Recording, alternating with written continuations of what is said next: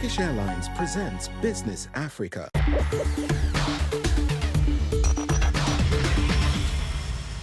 Bienvenue dans une nouvelle édition de Business Africa. Je suis Ronald Kato. Voici les principales actualités qui font la une sur le continent cette semaine. Turbulence dans le ciel africain. Une pénurie mondiale de pièces détachées immobilise des avions, affectant particulièrement les plus petites compagnies aériennes.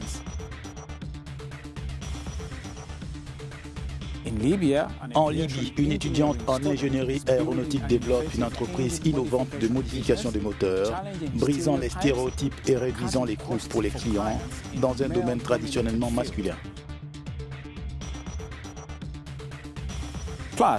Les pays africains cherchent à traiter les minerais localement plutôt que d'exporter le produit brut. Mais les conditions fondamentales sont-elles réunies? Les compagnies aériennes africaines doivent faire face à des retards et des annulations alors qu'une pénurie mondiale de pièces détachées immobilise des avions dans le monde entier. La crise devrait coûter plus de 11 milliards de dollars à l'industrie aéronautique cette année. Dans le ciel africain, les compagnies aériennes font face à une pénurie mondiale de pièces détachées et les conséquences se font durement sentir. Les données du secteur montrent que les retards persistants dans la production d'avions et de composants pourraient coûter plus de 11 milliards de dollars au secteur de l'aviation en 2025, les files d'attente allongeant les temps de maintenance et les avions immobilisés s'accumulant. Pour les opérateurs africains, la situation est particulièrement critique.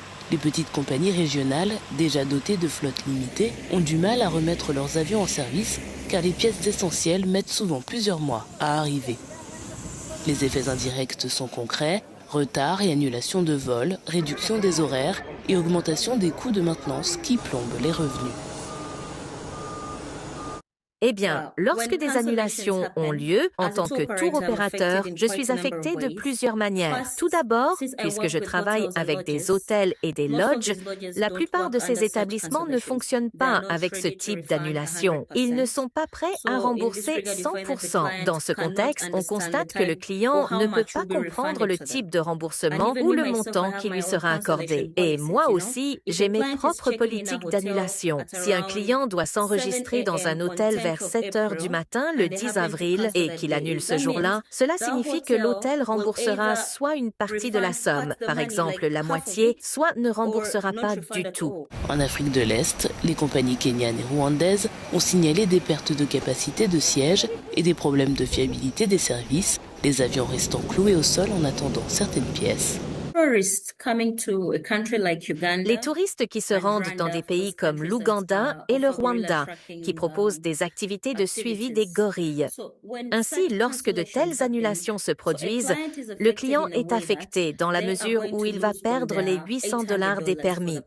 En effet, pour venir faire le suivi des gorilles, nous programmons ces permis à des dates précises.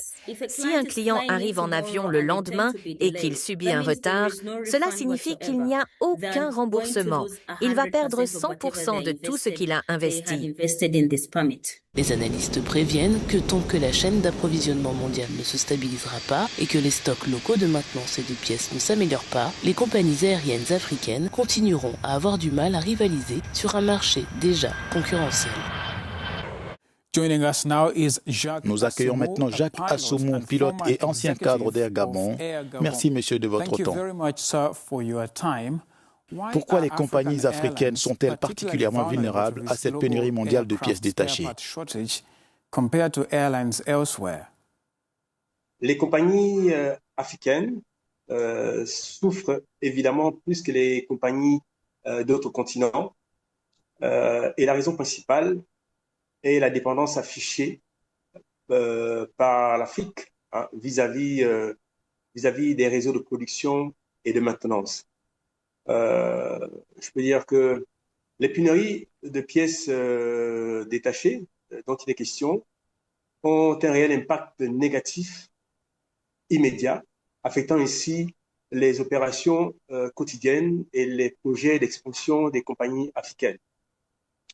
Ces compagnies aériennes sont donc contraintes d'observer des immobilisations au sol d'avions, immobilisations prolongées de plusieurs aéronefs, alors que le trafic passager est est croissant.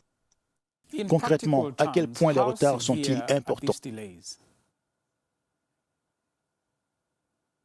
Pour les compagnies africaines, les retards au niveau de l'exploitation s'observeraient en jours, c'est-à-dire qu'on pourrait avoir des annulations de vols ou des vols reportés sur quelques jours.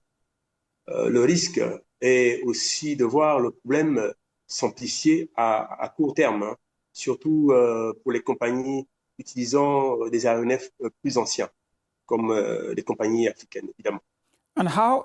Comment cette crise affecte-t-elle la compétitivité des compagnies africaines, surtout les plus petites? Les compagnies africaines ne peuvent malheureusement pas être compétitives face au reste et leur survie est quotidiennement menacée. Une des causes est l'utilisation d'aéronefs plus anciens, ce qui augmente les coûts de carburant et de maintenance. Il leur faudrait peut-être, à ces compagnies africaines, diminuer leur dépendance en renforçant les capacités locales de maintenance, par exemple, de réparation et de révision, ce qu'on appelle communément MRO. Ils peuvent également mettre en place des stocks communs de pièces détachées d'avions, plusieurs compagnies. Ils peuvent instaurer également une transparence de la chaîne d'approvisionnement et l'accès au marché de la prévente. Jacques Assoumo, merci beaucoup de votre temps. See you next time. En Libye, une étudiante en ingénierie aéronautique de 25 ans fait sensation dans un secteur dominé par les hommes. L'entreprise de Rawan Abou Aïcha se concentre sur des modifications innovantes de moteurs de voitures, réduisant les coûts pour les clients tout en défiant les normes de genre traditionnelles dans l'ingénierie de l'automobile. En Libye, cet atelier emploie une jeune femme capable de réparer des moteurs de voitures, ce qui est plutôt rare dans un secteur encore très masculin. Ingénieur en mécanique, Rawan, 25 ans, s'est très tôt passionné pour la mécanique avant de se tourner vers l'ingénierie aéronautique. L'idée qui allait donner naissance à son entreprise est venue lorsqu'un client a envisagé de remplacer un moteur à un coût élevé. Nous avions une Nissan Navara. Son propriétaire voulait changer le moteur, ce qui aurait pu coûter jusqu'à 7000 dinars libyens. Je me suis dit, pourquoi ne pas changer le moteur par un autre que le client pourrait fournir lui-même? J'ai réduit les coûts et augmenté l'autonomie de la voiture. C'est à ce moment-là que nous avons commencé à envisager le remplacement du moteur de cette voiture, passant d'un moteur Nissan Navara à un moteur Mercedes. Rawan voulait trouver une solution durable et accessible qui pourrait servir de modèle. Elle a donc commencé à expérimenter différentes modifications sur un moteur Mercedes pour en optimiser la performance. Son idée a remporté la première place d'un concours d'innovation. Personnellement, je ne vois aucun problème avec cette idée et je l'accepte. Quel est le problème avec une femme qui a une idée? Peut-être qu'à l'avenir, vous trouverez une femme qui répare des choses, et peut-être même mieux qu'un homme.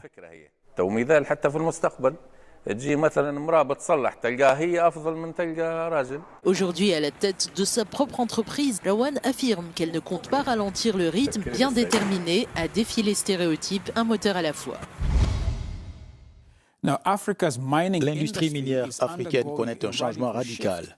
Des pays comme le Zimbabwe ou la Namibie interdisent l'exportation de minerais bruts pour stimuler l'industrialisation locale et créer des emplois à plus forte valeur ajoutée. Mais des défis persistent, coûts énergétiques élevés, obstacles logistiques et lacunes en infrastructures. Plusieurs pays africains déclarent la création de valeur ajoutée non négociable, mais exiger des produits finis comme des batteries pour les véhicules électriques peut devenir un piège économique si la base industrielle est inexistante. Pour cet analyste, il faudrait investir dans les étapes intermédiaires moins visibles de la chaîne d'approvisionnement. Le succès passe par une progression graduelle, en raffinant localement pour produire des cathodes avant d'envisager la fabrication de câbles. Et si l'on prend un minerai comme la bauxite, bauxite, cela peut signifier produire de l'alumine plutôt que de se lancer directement dans la production d'aluminium à grande échelle. Le mot-clé, c'est la viabilité commerciale. Cependant, les interdictions d'exportation et les lois sur les ressources locales doivent s'aligner sur les réalités du marché. La transformation industrielle exige une électricité fiable et bon marché.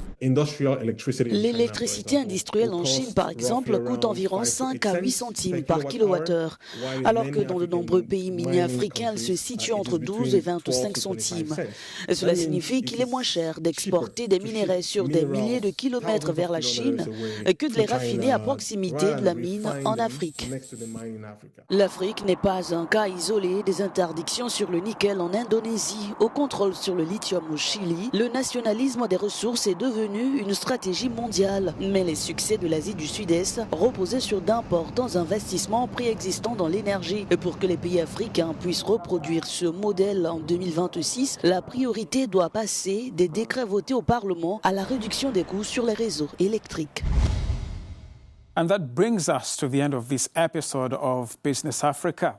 Cela conclut cette édition de Business Africa. Merci de nous avoir suivis. Pour plus d'actualités économiques et les dernières informations du continent, restez connectés sur Africa News ou rendez-vous sur africanews.com. À la prochaine.